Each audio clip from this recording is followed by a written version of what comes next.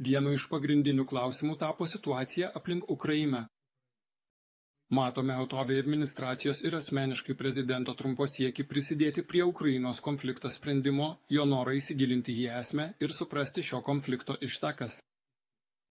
Nekartą esu sakęs, kad Rusijai įvykiai Ukrainoje yra susiję su esminėmis mūsų nacionalinio saugumo grėsmėmis. Be to, mes visada laikėme ir laikome Ukrainos tautą, apie tai esu kalbėjęs nekartą, broliška, kad ir kaip keistai tai skambėtų šiandieninėmis sąlygomis.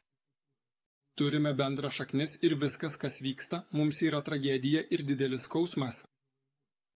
Todėl mūsų šalis nuoširdžiai suinteresuota, kad tam būtų padarytas galas.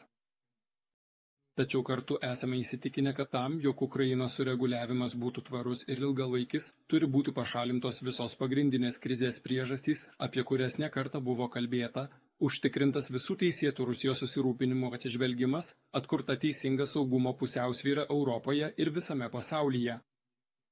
Sutinku su prezidentu Trumpu, jis šiandien apie tai kalbėjo, kad be abejo turi būti užtikrintas ir Ukrainos saugumas. Žinoma, mes esame pasirengę dėl to dirbti.